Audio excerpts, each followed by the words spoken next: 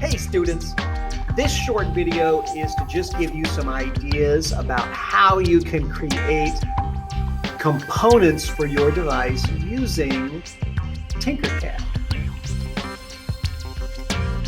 Students, if you want to make a component for your device, and let's just use the example of a holder for your microbit, then the first thing you got to know is how big that microbit is. And I mean pretty precisely. And also understand that TinkerCAD uses millimeters. Look for the metric measurement. I'm measuring this microbit at about 51 millimeters wide. You're going to want to measure the height. You're going to want to also measure the thickness of any of the parts of it that you're going to need to fit. So here I am in TinkerCAD. And let me say from the outset, if this is something that you're going to want printed, it never hurts to click and change the name. It always gives it a silly name, but if you put your name, then I know who to leave this printed object for once I run it through the 3D printer. Now, if you are, and again, I'm going to use the example of the microbit holder. Take advantage of the basic shapes that are here. Putting together basic shapes, and in particular negative shapes, is going to help you do this fairly quickly. So for instance, I'm going to drag a box out here to the middle of my workspace. And when I look at TinkerCAD, zooming in, each of these big squares is a centimeter square, and each of these little squares is a millimeter. So when I measured my microbit holder, it was 5 centimeters and a little bit, or more specifically, 51 centimeters. So I could make this box, click it and drag the corner, there's 51. Now, there's a couple of questions here. First off is, what if I'm having trouble dragging? Is there a way I can just type it in? And yes, if I click on the square in the corner, I can then click on the height here, or I'm sorry, the width, and I can type in whatever value I want.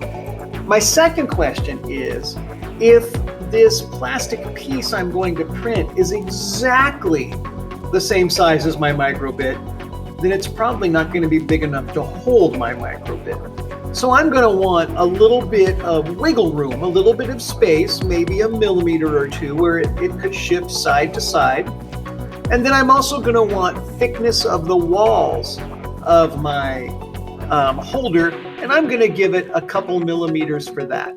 So if I add a couple millimeters for wiggle room, and a couple millimeters for the thickness of each wall, that's 1 on each side, well, that's going to be 4, and then I'm going to add 8 to each, to my measurement. So I got 51 plus 8. I'm going to put in, click on the corner, 59 millimeters. That's how wide it's going to be. And and it was 41 tall, so I'm gonna make it 49. Now I have got a rectangle that is 59 by 49 millimeters. Now that's gonna be a solid rectangle. And when I measured the thickness of my microbit, well, it has different things, the A and the B button, and I'm going to want to get to the front of my microbit in my design, so I'm going to not block the A or B button or anything like that. But where the battery pack clicks in is the widest part in the back, so I'm going to need a millimeter's space to slide my microbit in comfortably. So it's going to be a millimeter thick for the not a millimeter, I'm sorry, a centimeter. So that's 10 millimeters. And then again, I'm going to want 2 millimeter thick for the holder on each side of it. So it's going to be 14. So if I click this dot in the middle, I can make this 14 millimeters tall. So there I have my rectangle that is going to fit. But again, my problem is it's solid. So what I want to do now is make it hollow, and that's where I'm going to grab this box right here.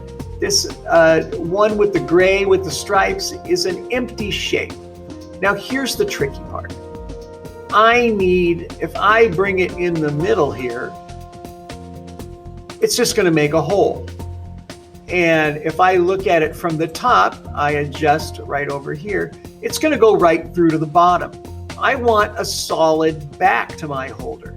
So here's what I'm going to do. This arrow on the top, that tells me 0, it's right on the work plane. I'm going to lift that up a couple of millimeters. Now there is a 2 millimeter thickness between the empty spot here and the bottom of my design. So I now have a 2 millimeter thick back to my holder.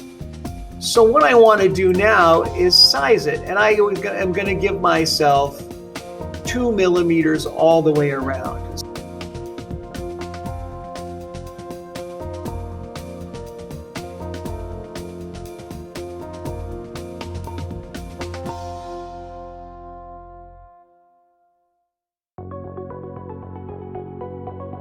I can zoom in, and the other thing I can do is kind of change my angle.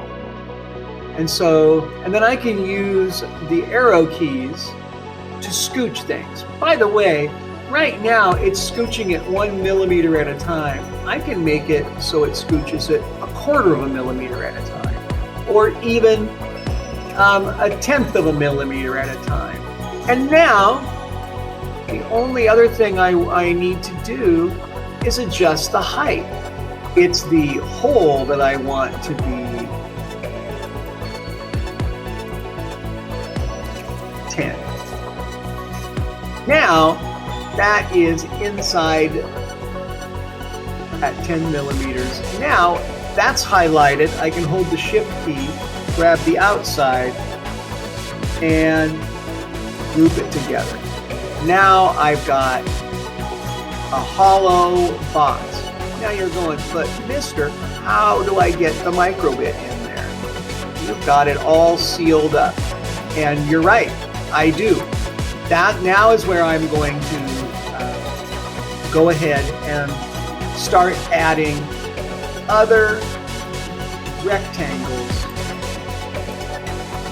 to give myself access. And rather than show you the painstaking details, let me show you one that I've already done. By adding the different rectangles and grouping them, I have now made this microbit holder. And you can see that if I go around to the back, I can slide the microbit in and it will rest on these 2 little bars here. Those I measured so they fall between 2 of the pins. The 0 and the 1 pin should be on either side of this, so your alligator clips can go in here. And the ground and the 3-volt pin, the space in between will rest right here.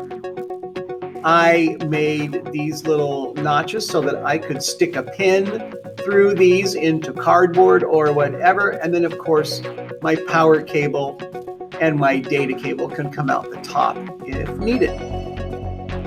So this is my microbit holder made using rectangles and holes in empty shapes.